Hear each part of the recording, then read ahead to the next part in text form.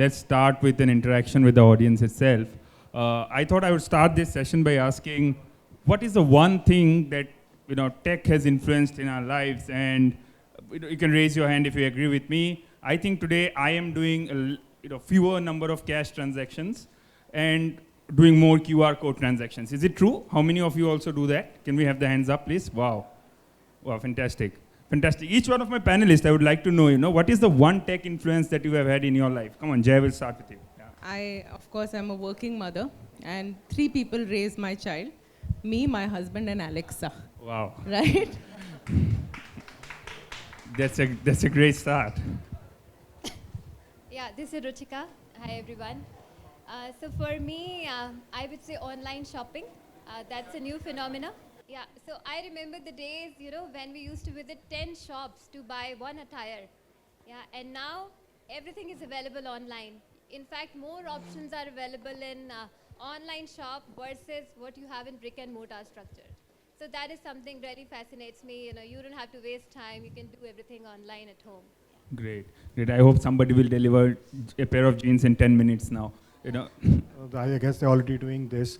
So I think everything has changed, travel, paying bills. But one thing I actually miss, that is ordering food on the phone.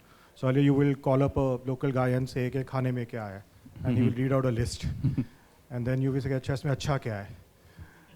And then finally you will order, dal makhani and butter chicken. So I miss that, but I really love what tech has brought with the aggregators. So that's my change point. Thank you. Great. Hi guys, Vijay here.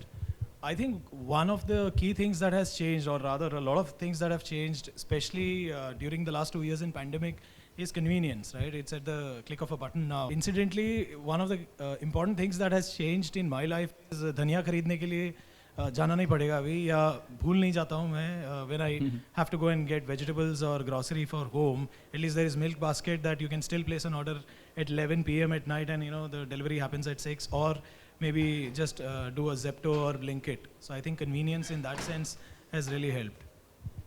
Yeah, Vaishak, you sit on the other side of tech, so you ensure that the tech is functioning right. Yes, but I'm the beneficiary. Hello everyone, Vaishak here, pleasure to be here. I'm definitely the beneficiary of online food ordering, apparel purchase, and grocery. But I used to have the hobby of, curating my most favorite songs, record one after the other on a cassette, or then put the CD and write the track number so that I can quickly go there. Completely replaced by Play Mix. One button press and you're set, right? So yeah. Great. From cassettes to digital playlists. We all heard about the tech influence that we have in our lives. Would like to know from your company perspective or from your industry perspective, how do you analyze this influence of technology? Again, we'll start with you, Jaya. So I want to share an insight, and I must say that in the panel, I'll try and bring how consumer and customer is centric to technology, right? And I come from an industry where we sell lubricants and engine oils, and mechanic is a key influencer in that journey. Now, the insight for this category of mechanics is that it is a cash-stripped community, okay? So mechanics need cash at the end of the day. Many years back, Castrol started this innovation of launching a cash coupon under the cap. So you open the cap, take a paper coupon, take it to the dealer. The dealer has drawers and drawers full of coupons, and then he gives mechanic the cash, right? And then Castrol then sets back and collects all those coupons. I can see Vaishak is almost cringing thinking of the ops and the policy and the controls and the accounting challenges we had. So what did we do? And this is before digital payments and Paytm and Google Pay and all of that were a norm. This is before smartphone penetration had increased. 30% of the mechanics had smartphone. So we put a QR code under the cap, and we gave the mechanic a scanning device, and we said, go ahead. And we tied up with a bank to do KYC of 1 lakh mechanics. Today, that scanning platform, which started as a scanning platform called Fast Scan, has become a mechanic loyalty platform. And we have more than 4 lakh mechanics that not just scan coupons to get cash back home, but can take training online, can take goods for their wives, can look at education for their kids. So I think keeping the centricity of what the consumer or customer needs, Anirvan, to my mind has been what technology enables change and business value. Great, Thanks. great note to start on. Ruchika, your take, like how an implementation of tech has probably, simplified a process that you follow on a daily basis? Of course, during COVID time, we all had problems, business were suffering, and it was just not possible to source physical file. Yeah, then how do we source loan? Then, of course, we had developed an online application platform, so which is working fabulously well. So now that has completely taken over. It's like from 0% in 2 years, it has come to 50% penetration.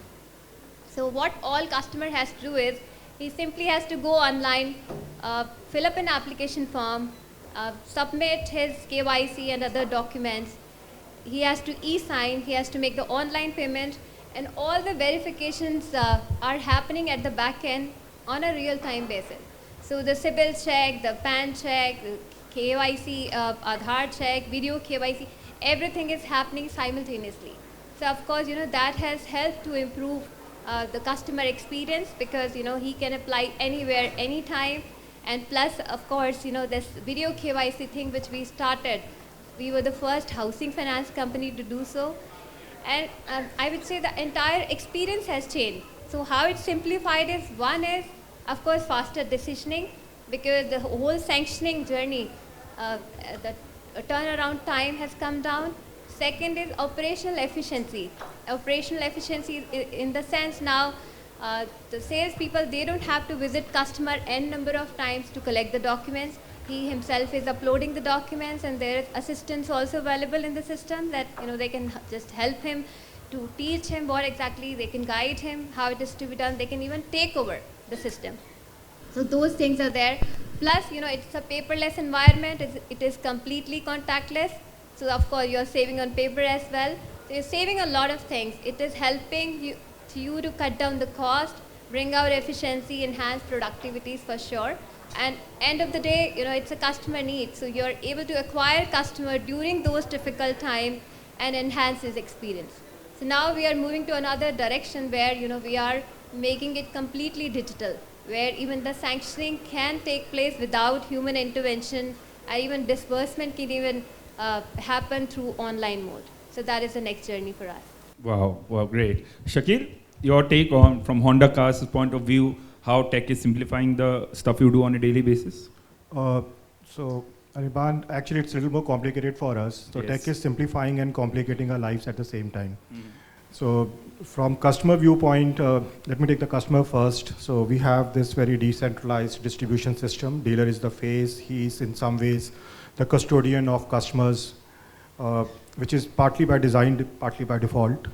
So the first change point is that with new tech, centralized system, it's possible to actually, for a customer to speak to one Honda rather than speaking to multiple dealers, the single view, or the word that we use nowadays. And for us also, it's easy now to, give him services as per his needs, and, not constantly bombard him through calling and SMS and stuff like that, reducing our load and our better interaction. The challenge part is happening in the product part, where the tech ICE engine is going out of fashion, and we all know about electric. Today I came from the airport in an electric car, which I don't make and sell. But there also, things are changing. Connectivity is becoming a big thing. So all manufacturers, including us, for example, we have a connected city now. So the lot of communication which used to earlier happen on, as I said, that butter chicken thing. So it's also now possible through your car. So car itself is becoming a communication tool, where you get your reminders, where you get what is happening, what is not happening. So that will simplify customers' life a lot. Great. Thank Great. you. Vijay? Hi. So I work with Shine, and we are one of India's leading job sites and career management portals. The challenge with our end is slightly different, because not everyone doesn't look for a job in every month or every 3 months, right? People typically will switch a job, worst case scenario, in 6 months' time. Otherwise, it's at least a 1 year sort of a journey. And we have a database of anywhere over 4.5-5 crores of rich talent candidates who are always at any given point in time looking for jobs. One of the interesting things on data is that the more you torture data, the more it reveals, right? And that's what we kind of work around. Because what we have used technology for is to slice and dice and cohortize the entire candidate pool, and thereby work on various skill sets, the kind of industries that they are interested in, what are the kind of age groups, income brackets, what are the skills that the recruiter searches are happening in that particular domain for, and basis that we kind of reach out and provide relevant jobs. Options to the candidates. And I think the most important word here is relevant, because it's very easy to kind of get a list of 10 jobs in my email today, but how much of it is relevant is going to be determining whether I have stickiness with that candidate back onto my platform or not. So I think that is where it is very, very vital for us to see to it that how do we build that relevance for those candidates, and thereby not just kind of have that engagement with the talent on a job front, but how do we kind of innovate internally with various offerings and kind of suggest things that the person can do in their career trajectory as part of their career management or growth.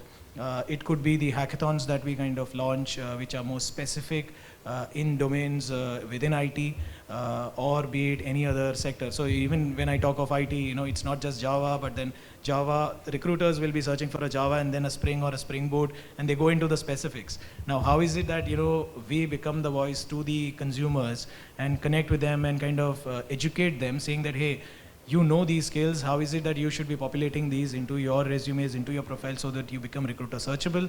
So what we have been doing is we've been using a lot of data internally, and then cohortizing our campaigns, reaching out, engaging, educating our customers, candidates, thereby building more efficiency for the candidates to find jobs, and at the same time for the recruiters to get the relevant sort of candidates. So I think it's a win-win at both ends, where we in a way become more of a matchmaker of sorts. Great. Vaishak, from your area of expertise and interest, I mean, can you shed some light on this? Yeah, sure. I would love to share a story of one of our clients, which is a leading retail bank in India. Mm-hmm. And of course, we make great technology and they use it, but it was not the technology, but how they actually implemented and used it, right? So in this example, this bank decentralized the entire marketing decision making, right? Right from the CMO to the business heads to everyone in the organization, marketing organization, right? So how they did was introducing a process of gamification by which they said that, hey, we all need to be insights champion. And to become insights champion, the first thing that you need to do is eliminate the vanity metrics, which is like the top of the line metrics, right? Which is anyway in there. Put that into the hands of everybody in the organization, right? For an exec, it's a mobile app. For an analyst, it's an Excel. For somebody else, it's a web interface to actually dig deeper and drill insights and stuff like that. Democratize the data, thus democratize the decision making. And also employ this particular process of gamification by which they have this insights champion. So everybody is competing to drill down the insights and try and make that, okay, my insight about this particular campaign is going to be the top for this particular week, and incentivize basis that, right? So great example, of course, we make great technology, but the proof of the pudding is when we see organizations adopting it with a solid process behind that. Great example.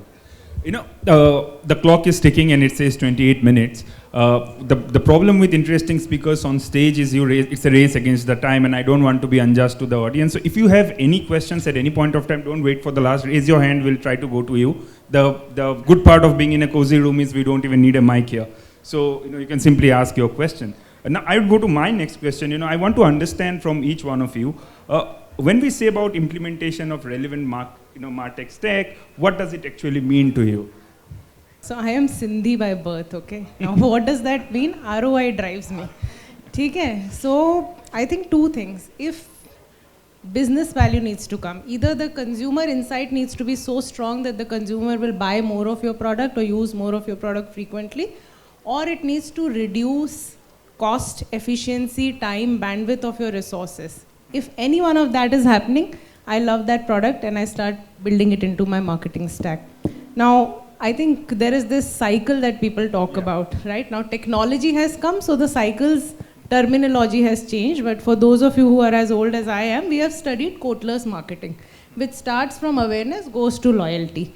And I think that is what is core to whatever we do as marketeers, whether that is technology or not. So as a market leader, brand, innovation, relevance, all of that, I think consumer has to be very, very centric, and the stack has to be built on that consumer insight. Now, what does that mean? On the stack. So I think the first piece, the technologists call it collaborate. Is that right, Vaishak? we call it planning. Okay, as simple as that. So at that stage, I think two things as marketing team. One is anything that makes my life simple, I will use it off the rack, which is Mural, Canva, I don't know, Power BI, ADO board, and use them not because they are cool terms to be called out when you talk to your sales guy saying put it on the ADO board and I will see, but because it actually adds value and you're able to prioritize. But then there are some tools at the planning stage that the marketing team needs to put their energy and might into, like the return on marketing investment tool. At the design stage, you need to put your heart into it and say, are we going to put our resourcing, time, effort, and energy, not just in designing, but also deploying and seeing what comes out of their ROMI tool. Then the second stage, all the way from nurturing to loyalty to, I think you guys call it connect, right? So all of those steps, I think there is a lot of technology that's available, and I think brands are using them as a norm. For us at Castrol, where we are looking at an endeavor is to really basically, make the consumer journey very, very intensively insightful and very relevant to the consumer. So create hundreds and thousands of creatives which talk to the consumer and are not generic in your remarketing journey. For us as a category, click to cash is very, very important. So it's not just about buying a can, but also driving that consumer to your nearest workshop. And then of course, AI is there, which allows you to again do mass customization and mass personalization. For us, beyond the cars and bikes, and some of which Akhil you spoke about, we also have the target audiences of tractor owners and truck owners who are digitally in the past not been as savvy. So what we've done is we have about 3-4 lakh data points and very rich data points of their usage. You take that data, put it into a data lake or whatever data tool you want to do, and use that to create lookalike audiences, and then increase that digital pool further. Yeah. Correct. And then the third person that I spoke about very, very passionately is our mechanic. So like I said, from a scanning journey, we have come to a journey where we're building a community of mechanics. We have an online tool, and our endeavor is to find tools that allow us to do live classroom, technical training, all of that for a mechanic on an application. Use AI. Honestly, I must tell you, I was very happy because my team sent me a Diwali message from our brand ambassador, Tiger Shroff, saying, "Hi Jaya, wish you a very happy Diwali." And I was like, these guys love me so much, they went all the way to Tiger Shroff and got me a video. Then I realized 3 lakh more dealers and mechanics have got that video on Diwali, on their birthdays, on whatever, right? So I think using artificial intelligence to be able to really create a connect, especially with an audience like ours, which may not be so educated and digital savvy, is the other part of our stack. And then at the B2B, because we deal with OEMs, and we do want to increase that suite of OEMs that we work with. But with OEMs, I think the Salesforce automation, whether it's sales or the marketing automation, is something that's been proven of advantage. But I think at the end of it, I am a marketeer at heart, and which is why the consumer is first at heart and then technology for me. Yeah? Great. Yeah, Ruchika, from you, I would like to know, do you also follow a particular kind of cycle? And the cycle that you mentioned, it starts with collaborating, attracting, nurturing, engaging, and then eventually converting. And I have read articles where it said that it's going to be the decade of the CMOs, because CMOs don't need to actually, rely on the sales to close it, and they can close it themselves because of this entire cycle. So what's your take on this, like implementing a relevant MarTech stack? So I'll tell you the problem we have in hand. Of course, if you are getting into or implementing any MarTech solution, you should know what is your problem statement and what are you trying to solve. Yeah, for us, of course, there's so many leads we generate through online mediums, and end of the day conversion, of course, everybody knows what sort of percentages, end of the day we convert. I'm sure that's the story with every business. So, when you look at the data, you feel like there's so many customers, so many prospects. What do we do with all that data? is there any way I can improve conversion? So that is the problem statement, because every business wants to extract maximum ROI. So now, keeping this in mind, when MarTech comes into the picture, that means, of course, you are finding ways to engage your customer in a personalized way, so that you are able to send the relevant communication to millions of customers. So that is one aspect of it. And will that help in giving you better ROI? Of course, that's the perception we have, because we are implementing a big solution now. We are on the verge of finalizing it. So here, the problem we are trying to solve is that, so much of data which we were not utilizing, the data we have in contact center, the data we have on our website, on our landing pages, there's so much of data available, existing customer, what is the learning out of that data? So if we are able to create a pool where all this data can reside and send out a personalized communication, most relevant communication in millions, and at a preferred timing of the customer and a preferred channel. So that is what the tech would automate the entire system, the entire marketing process for that matter. Yeah, so for example, currently what we do is, if it's a lead nurturing program, you cannot expect, say, all the customers to get the same communication, because it's not so relevant. Somebody who's from Gen Z category, would like to understand that, how do I save money for my down payment while making payment for the property, the down payment I need to make, or how do I build my credit score? Yeah, that is what he would want to know. Versus somebody who's from the millennial category would want, of course, they're always in hurries. They would want to understand, can I apply online? Is there any faster way? So you give customer what they want, and it has to be relevant. That is what the key is. And if technology solutions are able to provide all this, automate the entire process, and millions of customers reach that sort of communication basis, what is their engagement score, what is the propensity to buy, what is their social media behavior, if you are able to stitch everything, I think that is what is the key to drive business, and that will definitely give you the higher ROI. Great. Thank you. Shakil, your take at implementing a relevant MarTech stack? So I agree with Jay and Ruchika. I think they covered everything. It's very difficult to now go over and above. So it's simple. The two parts. Tech is making the brick and mortar more efficient. So the process and the journey remains the same. It's becoming more efficient. What is additional is the ability of the tech to process raw data in large volumes and come up with actionable points. So that is where I think we are all moving, and when we say personalization and AI and all the other things that we do. In terms of specific to auto, our cycle is same. We just break it down into pre and post, acquisition and retention. So retention is a smaller part of acquisition, but it kind of follows the same pattern. In terms of our assessment of how to select a technology, it remains same. What is in it for the customer? What is it in for me? Is there an ROI? That's it. Great. Thank you, Vijay. I'm not letting you say you agree with all three of them.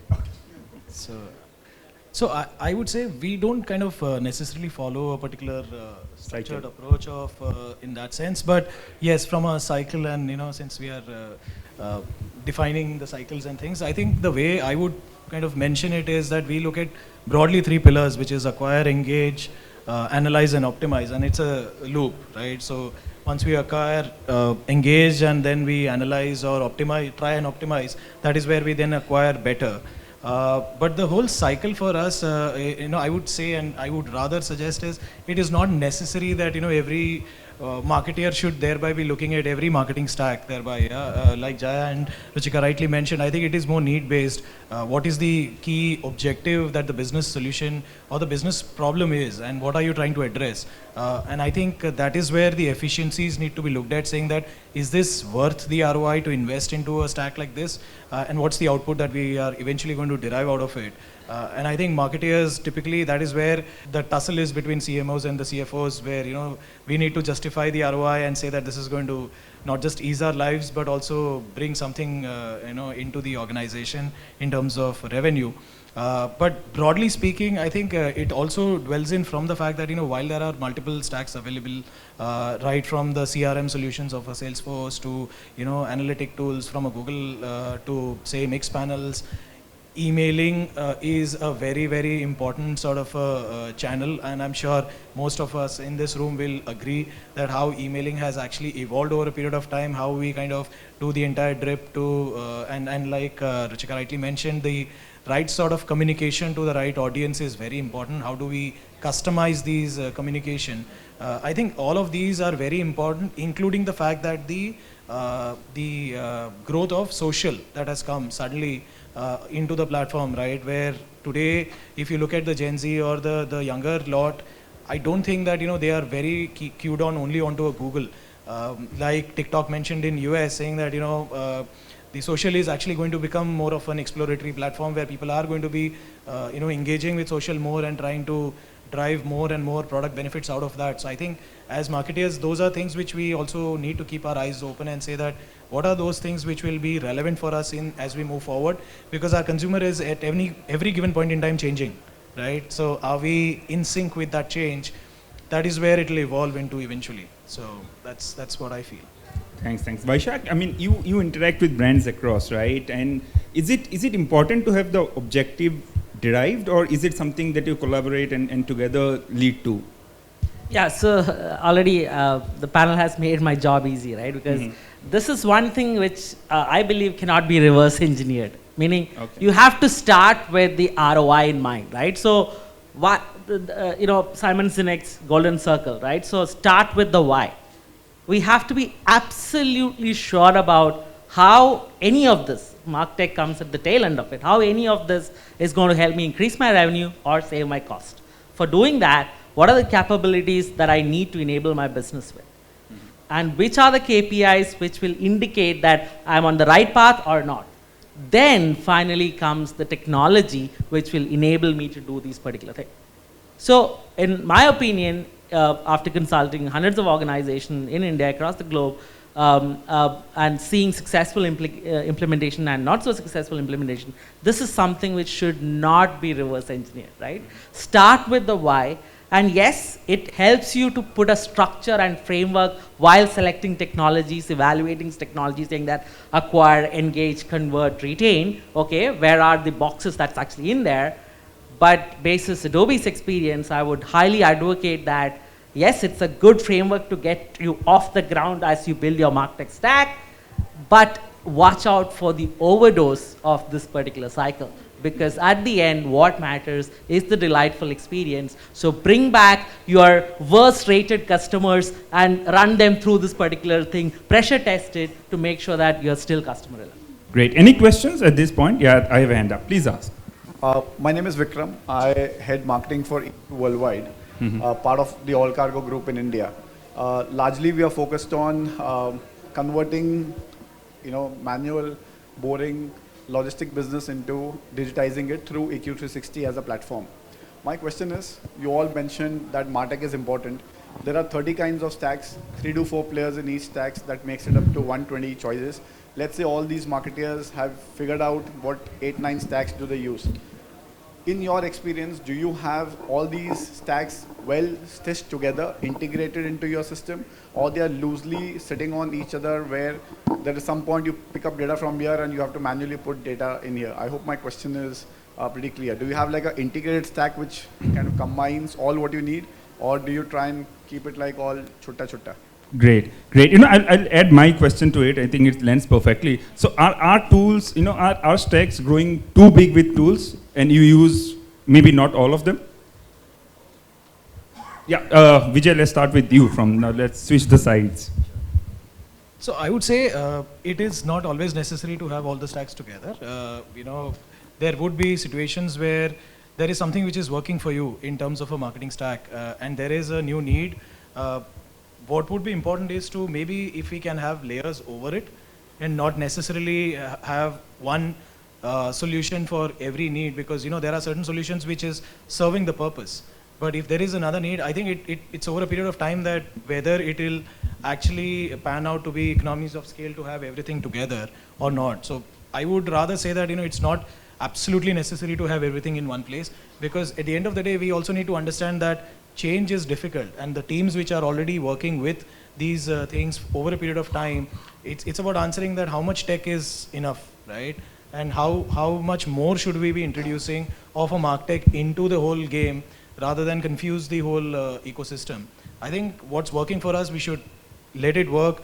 Maybe we build layers over it as and when we need, and it could be easy plugins, and that's where Adobe and all these partners come in, where are there easy plugins from other sources also coming in, so that, like you mentioned, chota nahi hai, but can it be all plugged in together so that the team's efficiency still is intact.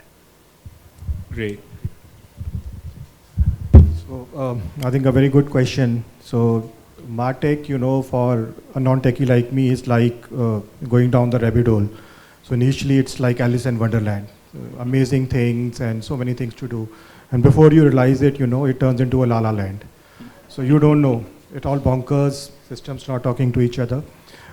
My two-bit as a user, not as a tech, you guys can take better tech advice, is get your data platform right. I think if that is done right and the partner is upgrading frequently and you are able to put layers, and you will have to put layers as you go along, whether it is analytics or visualization or customer interface, I think you are pretty much sorted. That is my experience. And second, I totally agree with what Vijay said. Do bite size. Don't bite more than what you can chew. Go one step at a time. Ensure that the adaptation, which is where the real challenge will come, consultants or your mechanics or whoever is using, once they have actually digested that piece of MarTech, then you move to the next one. So. Yeah, Jay, please. I just wanted to say, I heard a term called RAT very recently, which is called Random Acts of Technology. I thought it was really interesting.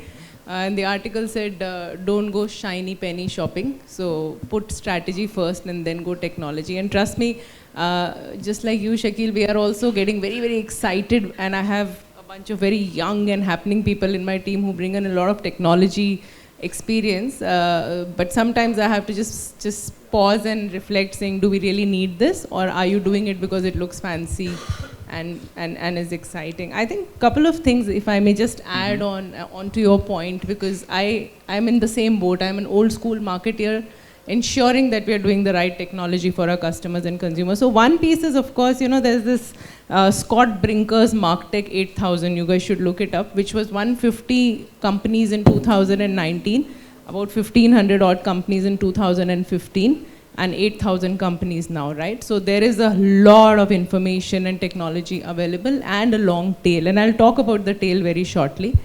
And I think the second piece is put strategy first, technology second. Just keep asking that question, because sometimes, even our friends in Adobe and SFO will come and share something exciting, and all in good faith.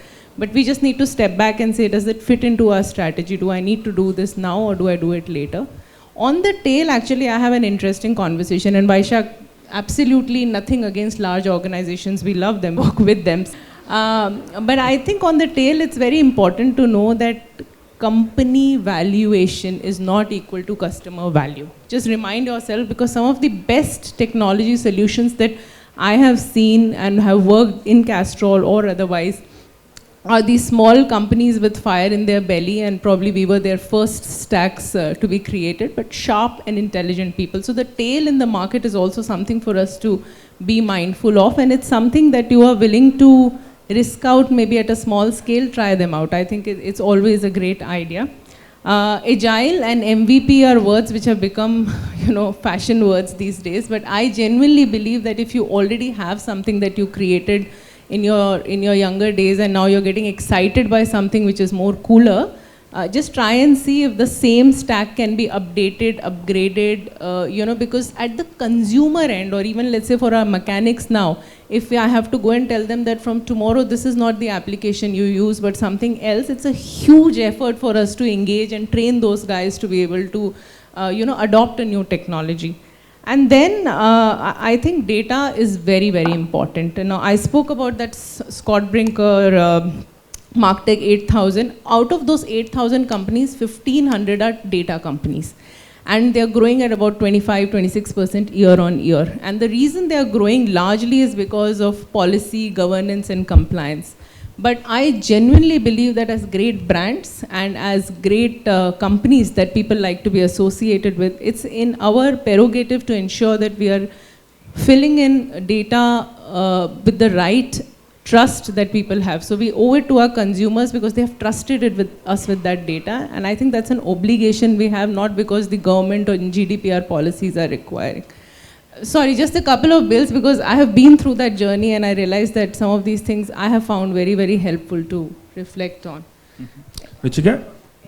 Definitely. See, when we are talking about, one integrated solution solving everything, we do get lured by such system.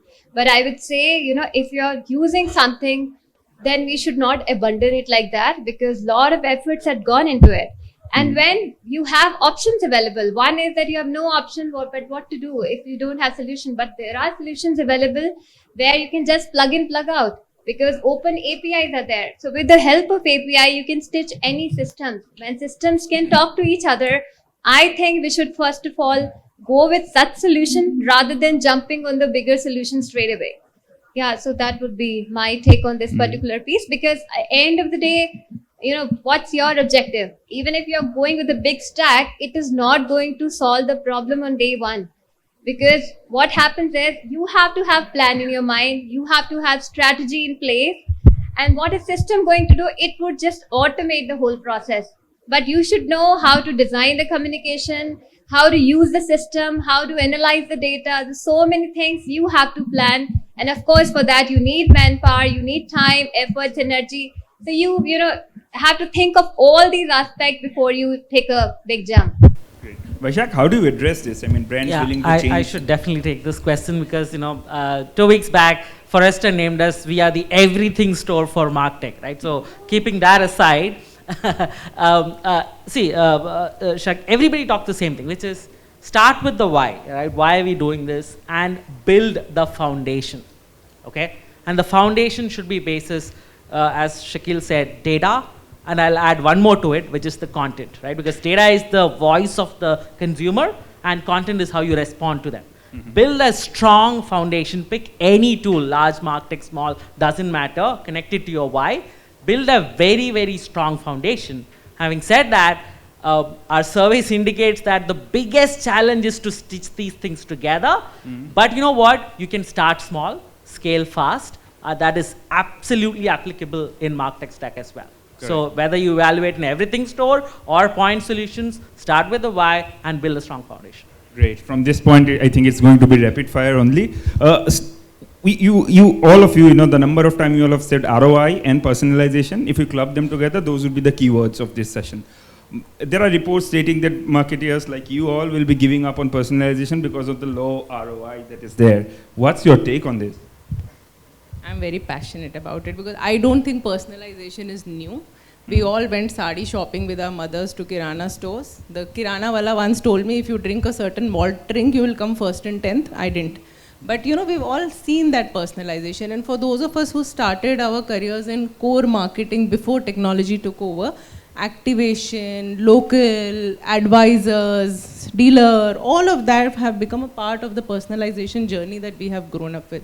I think technology is great because what it does is it allows you to get better ROI of this personalization, measure, monitor whether that personalization is delivering what it's supposed to do and change on the go. So somebody said it's a bubble, right? Yeah, flying bubble. I don't think it's a flying bubble. I think it's a warm, fuzzy blanket that each one of us as consumers are craving to be held to. And as marketeers, in that technology, how do you keep this blanket warm is the challenge, right? And that's the task. So how do you make sure that a woman wanting to go to Leh for a ride, for the first time when she looks for ride to Ladakh, gets a nice warm message from Castrol saying, fantastic idea, go for the journey. And while you are getting ready, a nudge to change the oil, which has been tested in Leh and Ladakh. But if that lady is looking one night before she's searching for things like rain in Ladakh, what can go wrong in Ladakh, I'm getting, what things that can go wrong on a bike ride in Ladakh. You know that she's nervous. That time you don't want to pep her up. You want an influencer from your brand to show a video saying, look, I have been there, done that. It's not going to be easy, but it's going to be worth it. And while you're there, if anything goes wrong, you have a Castrol bike point to take care of your bike. I think that's the personalization and warmth. And I don't think it's a bubble, it's a blanket that all of us need to nurture. Yeah. Yeah, of course, I share the same view. So personalization, I would say it's a necessary evil. You can't live without it in today's world. See, of course, there could be challenges with respect to your data management, your data pipeline. If that is not good, it may not give you the best of the results. But end of the day, if you're able to utilize it properly, of course, you're home. Because then what is happening is it is giving you performance, it is giving you the kind of engagement customer is looking for. As per the McKinsey data, I'll tell you 71% of the customer, they want to have personal interaction, personalized interaction. So what I'm trying to say is, so for example, I regularly order food from Swiggy and I eat vegetarian food. So, if they give me a non-veg coupons discount, will I like it? Of course, I won't like it. I would hate it. And I would feel like, this brand doesn't know me. I have been buying regularly from them and they don't even know what is my preference. So of course, then of course, if somebody else is giving me better experience, I would switch. So what I'm trying to say, it is must that you give the relevant communication, deliver everything what customer is looking for. It has to be hyper personalized, not just personalized for that matter. Wow. Yeah. Shakil, your view on personalization, and so the report I was quoting was Gartner report, and they say that 80% of the CMOs will abandon personalization by 2025. They weren't as specific. She gave a McKinsey number with 71% of them going hyper personalized. So you can understand our job is very difficult. Please go ahead. So for us, actually, it's quite easy. So I partially agree with what they said. So for me, it's actually the journey. Depends upon what phase the customer journey is. So I will take personalization as a one-to-one communication on, say, the extreme right, which is my post-sale. Okay, and on the other side is what we call as mass communication, one message using television, mass media going to everyone, So it's a journey. So for me personally, or at least, if it's helpful to all of you, the middle point is when a prospect, in my case, purchases a car and becomes a customer. The moment he becomes a customer, one-to-one communication becomes possible. Because now I have his VIN data, I have his connected car, I have all the information, and I can actually talk to him on one-to-one basis. Your service is due tomorrow. It's not generic send out in next 6 months. Okay, but prior to that, my experience is this, that more than personalization, I don't know, the terminologies are a little confusing, hyper-personalization. I would say micro-segmentation, where you would like to go to as small and group as possible, but it's still in segment, So when somebody told Jaya, bring this to become more intelligent, they were speaking to a class of people, right? Not to Jaya personally. So this is where I think, for me, micro-segmentation in the prospect or acquisition stage, and one-to-one personalization post-purchase for another industry. Yeah, thanks. Great. Vijay. So I would say that technology is a great enabler.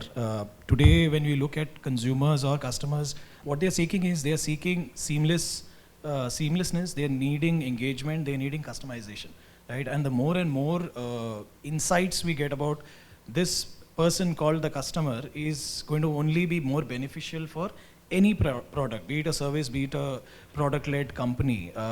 Simple example, if you look at Netflix, right? What does Netflix do? It kind of says that you watched this and hence you may like watching these things. It's trying to enable you, it's at least trying to make it much more convenient for you. Amazon does the similar stuff, right? You search something and immediately you start getting more recommendations around things. I think it is all about personalization, and especially if I come back to the industry that I currently kind of lead in, and which is in jobs. I think the more specific and the more personalized it can get, it gets much more sharper for the consumer to actually engage as well as benefit out of what we are doing. And many a times it also happens close to 70% of the job or the candidate searches happen even when the jobs are not posted by recruiters, right? So it is also a platform for us where we can thereby, or we aim to thereby become the career buddy for those candidates by thereby simplifying and making it much more personalized and communicate to them that, hey, you are someone who's done, say, IT, I come back to IT again, IT, you've done Java. These are the kind of skills which the recruiters were actually looking for. And in your profile, these are the skills which are missing. A, would you like to upskill yourself? There are certain recommendations on upskilling that you would want to do. Or if you've already got that, why don't you come and just, update your profiles, and thereby you become recruiter searchable. So there are multiple such things that will actually enable.